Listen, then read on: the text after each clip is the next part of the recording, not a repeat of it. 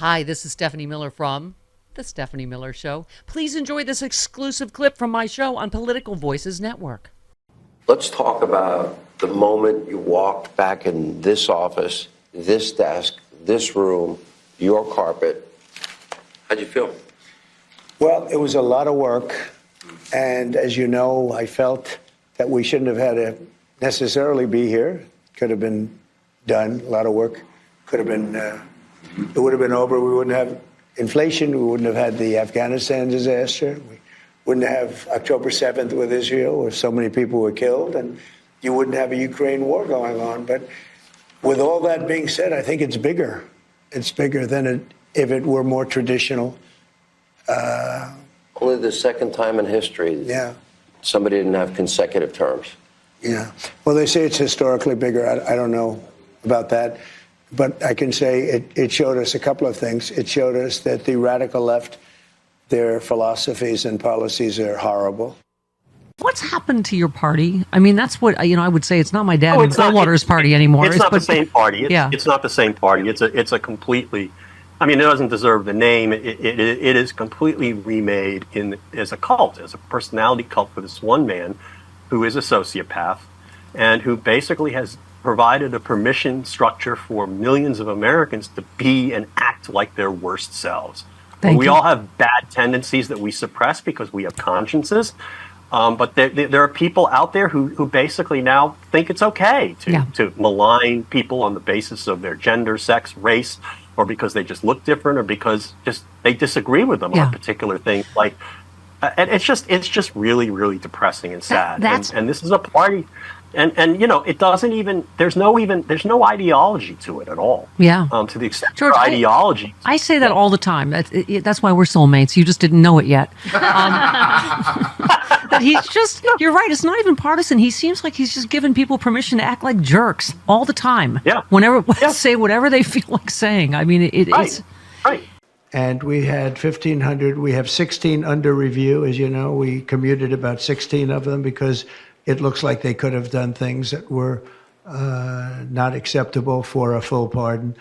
But these people have served years of jail, and their lives have been ruined. And in many cases, listen to me for a second. Stop interrupting. I was going to say, my other soulmate, Michael Steele, I don't mean to yell out another man's name when I'm with you, but he has told me... I'm so jealous. The scorpion and the frog story, he has told me to my face that when we get to the other side of this horrible Trumpian river, he will sting me. He will go, are you going to leave us? Are you going when we get our country back? Stay with us. Stay in the light. I think that, maybe in a little way, but I think the differences that we have and will have are tiny compared to the gulf that separates basically the decent from the indecent today. Yeah. And I actually think, I've always I worked for 30 years in New York at a New York law firm, and I always had good relations with people I discussed politics with.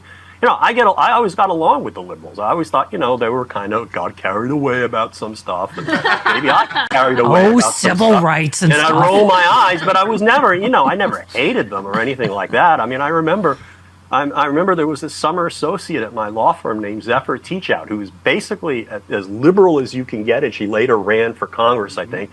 Or she ran for some office, a public office. She teaches law down in Fordham. And we were like, we were pals for a summer. And even though maybe I was so far right and she was so left that we kind of coincided in some kind of singularity. But no, we love discussing issues, and we love to basically.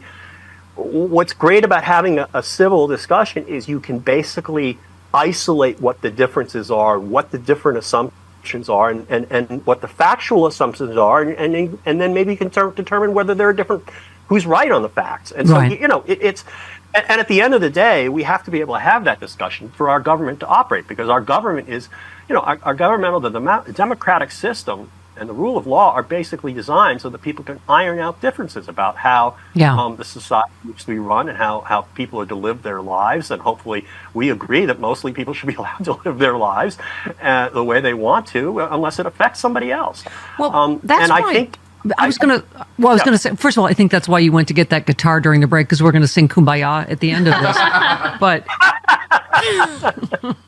My dad used to say in '64, the government has one hand in everybody's pockets and the other hand in everybody's business.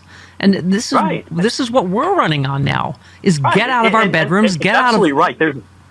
Yeah. I'm sorry, I keep cutting you off. Right. No. I was going to say. I'm going to sing Kumbaya with you. Yeah. Go ahead.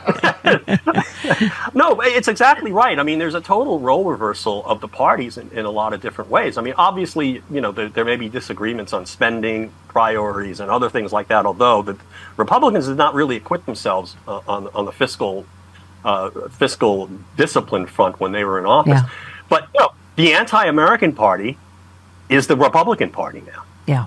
Okay. I mean, there's no question about that. They're always running down the country. They're always saying it's a disaster. They're always saying it's terrible. They're saying half of America, or more than half of America, is terrible. And then your point about how that all these issues about national defense. They don't want to defend the country. They don't want to defend our allies. They all of these themes.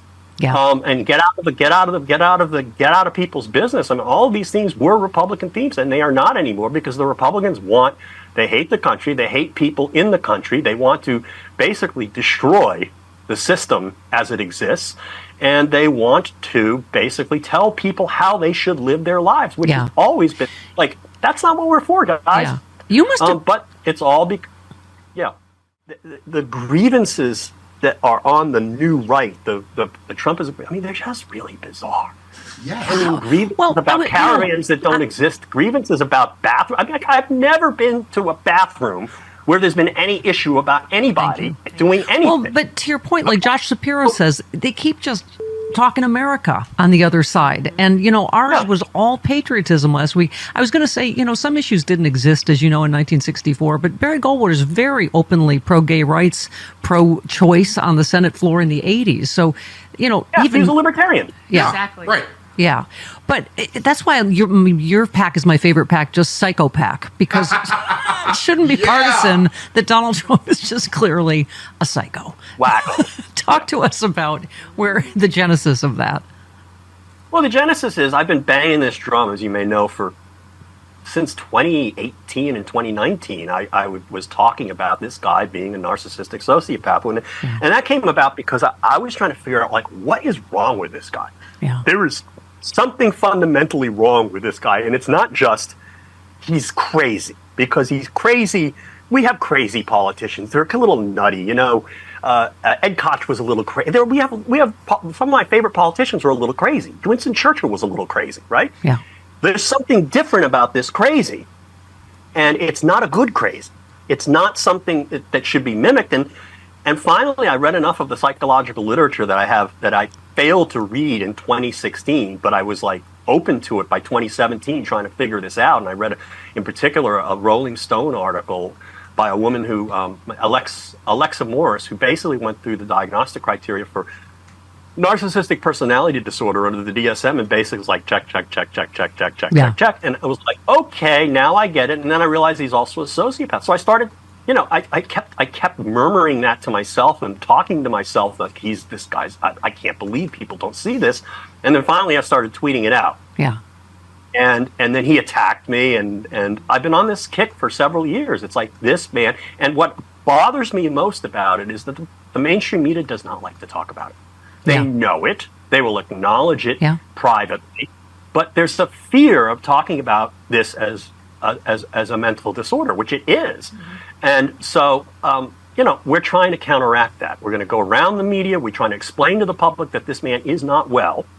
And what's great about it in politics is the best messages are those that confirm what you already know deep down. Thank you. In your guts, you know he's nuts.